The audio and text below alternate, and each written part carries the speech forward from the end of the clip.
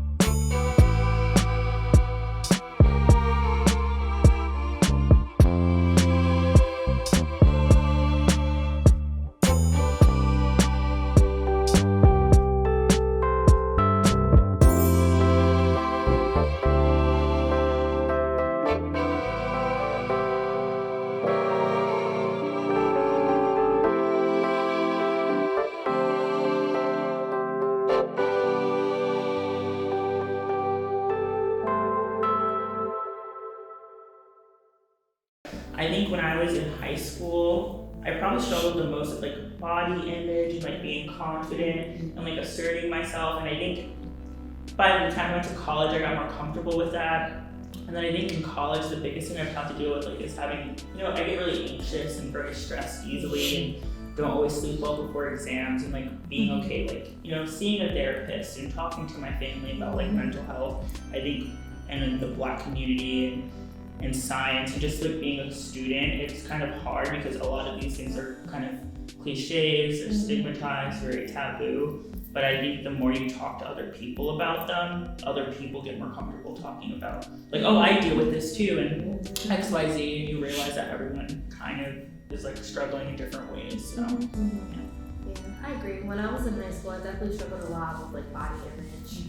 And then moving towards college, I think the same thing, just being able to assert myself, whether that's in an educational setting or just, in a personal setting with like friends and family members, but I do agree. I think, as people, we are constantly evolving and we're constantly finding new things to work on and to improve on.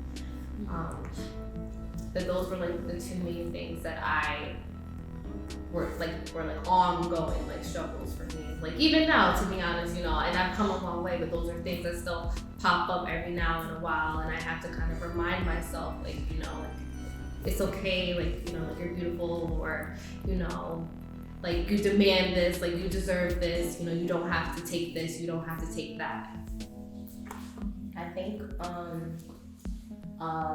well, I have a really big problem, and I have always struggled with and still do struggle with comparison. I compare myself to others a lot, whether that's physically, whether that's through anything. I found it to get bad, not really bad because that sounds like it's like this huge epidemic, but I found it to be definitely a thing that is noticeable that I do have to talk about more, like with my dad, with my friends. When I got to college, I go to Howard, so that's an institution where everybody's always on 100. Everybody always seems like they have the next best opportunity. They got this internship, and they've been, they have 8 scholarships, and they have had, an internship every year since they came out the womb. They're set up for medical school. She's in dental school. And it's kind of like you kind of sit and you're like, what am I doing? Mm-hmm. And it's really easy to get caught up in that, especially in a prestigious space when you're around Black people in a prestigious space, because you're kind of like, okay, I want to be happy for them because we're all Black and I'm rooting for everybody Black. But you're kind of like, when's my time gonna come? But then it really helps, like, you have to sometimes really fight that and sit with yourself and say, like, my best friend, she's very whole and spiritual. She's very in tune with herself. And we had an exercise one day where we sat down and we wrote down all the things that we've accomplished since being at Howard. And the list was so long, and even little things like that you don't even think as accomplishments. It really helps you sit down with yourself and tally up all the things that you're doing and not compare them to what anybody else has done. Just compare them to your past self. Like, where have I been versus where am I now? And the only comparison you should be comparing yourself to is yourself. That's it. It's not a race between you and anyone. Right. And I think that's a big thing I struggle with. comparison, but it's getting better. One thing I know I definitely struggled with was the fact that I just didn't really know anything. I didn't know what I wanted to do in life, and there was nothing that I did. Like, I danced my whole life, but I was like, I knew it wasn't something I wanted to do, and I was okay at it, but it wasn't something I wanted to pursue. I did piano lessons while I was here. I was okay. That's not something that I wanted to pursue. And I just tried so many things, and nothing ever clicked. And I got to the point where it's like, okay, I'm graduating now. I need to do something. And I didn't feel like I was in a place where I was confident enough to where I could start college and say, okay, this is the path I was gonna take. So I took a year off, and it got to the point where I just didn't want to wait anymore. So I ended up going to community college for 2 years. And then it wasn't until the month that I was graduating with my associates that I decided, wait, I know what I wanted to do. And at the very last minute, I applied to both Syracuse and Howard University for their film programs, and ended up getting into Howard. And before that, I had no idea. Like, I didn't know if I was gonna do well in college, but I just had to stop and say, it doesn't matter, you have to try.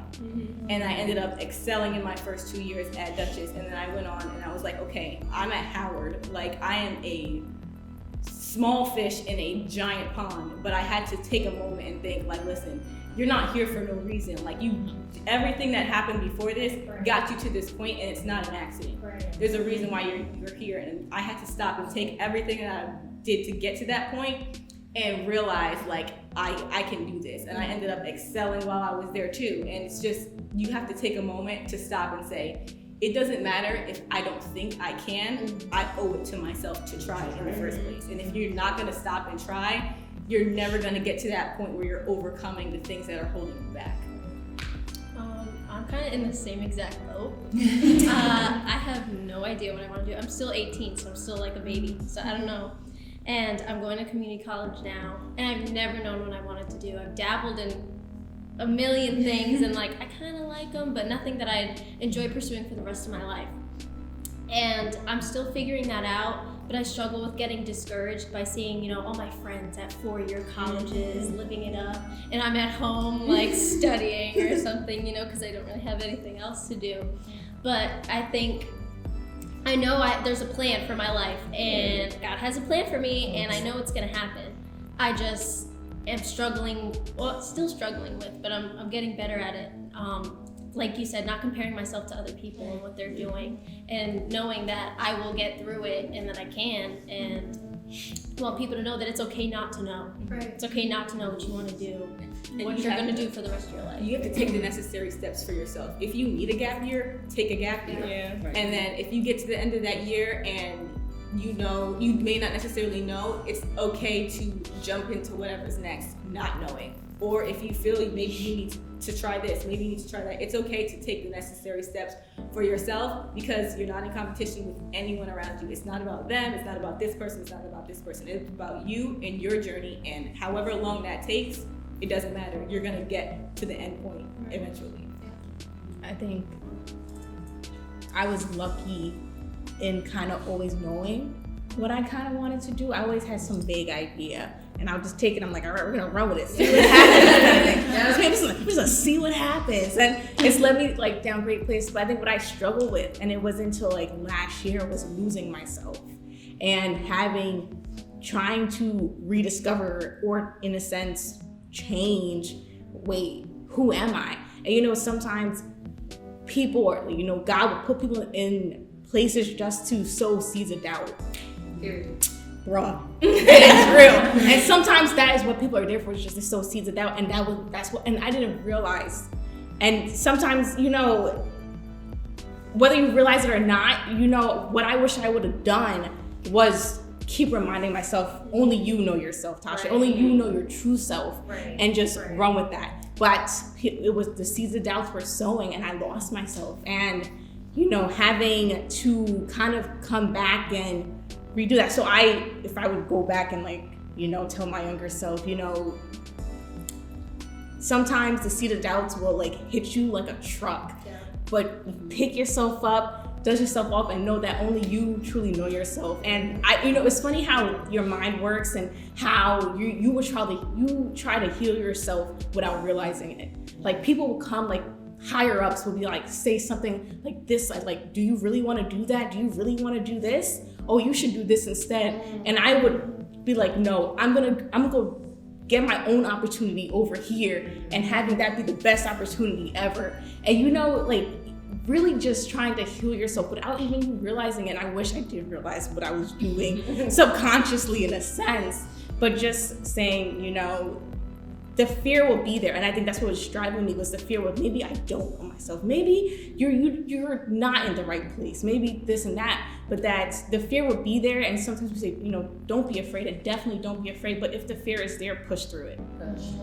Just push through it. Like sometimes I'm like, my feels like my heart is about to beat out my chest, and I'm like, push through it. Also, therapy is the best thing in the world. Throw that in there. Because I would say this, like, to my therapist, like, but my chest, it feels like I'm exploding. She was just like, no one has ever died from a panic attack, Tasha. And I'm like, really? She's like, just push through it. And like, you know, finding myself and getting in touch with God, and Christianity, and my feelings and therapy, it's really like helped to build myself up. So sometimes, last thing, the tumble down is hard, but something is so beautiful in building yourself back up. It's like such a beautiful journey in itself, beautiful spiritual journey. Two of my, when I think, I have new struggles like every week and a half. Every 4 days is a new one. Every 10 minutes. But the two that stand out to me the most are kind of along the lines of figuring out who you are, because I felt like growing up, well, at first when I was younger, it wasn't until I was in like my late teens that I figured out that this just wasn't accurate. I dealt with colorism a lot because youngest of, obviously you all know, the youngest of 4, and all 3 of my older sisters are of lighter complexion. They're all absolutely beautiful. They have beautiful hair and this and that. And I, as a child, would see how other people would treat us differently, whether or not it was kind of subconscious. It's kind of this thing that you don't really notice unless it's bothering you.